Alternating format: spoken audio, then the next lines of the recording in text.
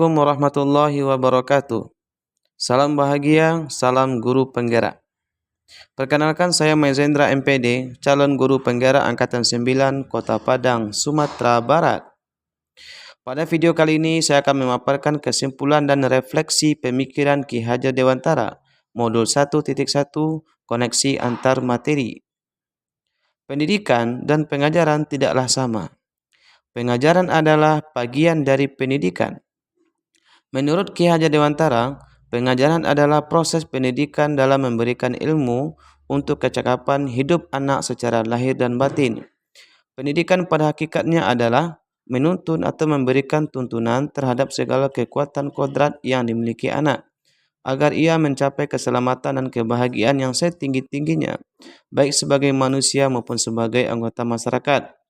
Pendidikan memberikan ruang kepada murid untuk bertumbuh secara utuh agar mampu memuliakan dirinya dan orang lain secara mandiri.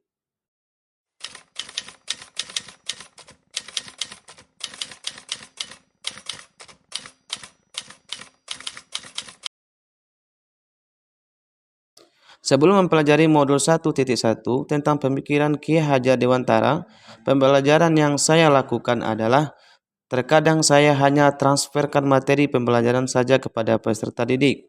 Saya menganggap ketuntasan materi lebih penting daripada karakter peserta didik. Kemudian, saya melihat nilai peserta didik hanya dari aspek kognitif saja. Kemudian jika siswa sudah mencapai hasil KKM, maka saya anggap pembelajaran sudah berhasil. Kemudian saya menganggap murid hanya sebagai objek dalam proses pembelajaran. Sehingga pembelajaran yang terjadi adalah sesuatu pembelajaran yang terpusat pada guru atau menggunakan metode teacher center.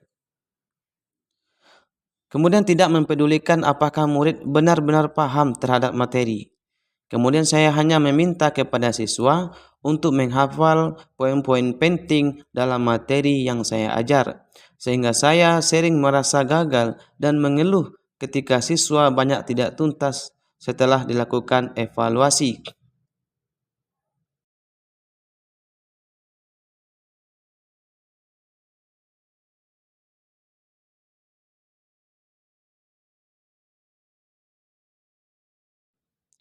Namun, setelah saya mempelajari modul 1.1 tentang pemikiran Ki Hajar Dewantara, saya sadar bahwa apa yang saya lakukan selama ini belum tepat sasaran.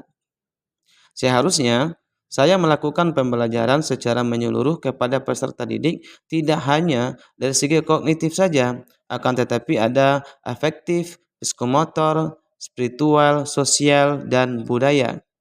Murid sebagai subjek pembelajaran dengan diberikan kebebasan berekspresi, mengemukakan pendapat, dan berkreasi. Guru harus ikhlas dan sabar dengan segala ketulusan hati terhadap peserta didik. Guru harus sebagai fasilitator dalam pembelajaran untuk mewujudkan tercapainya tujuan pembelajaran. Memberikan kesempatan kepada murid untuk tumbuh sesuai dengan kodratnya masing-masing. Guru harus mempelajari karakteristik peserta didik.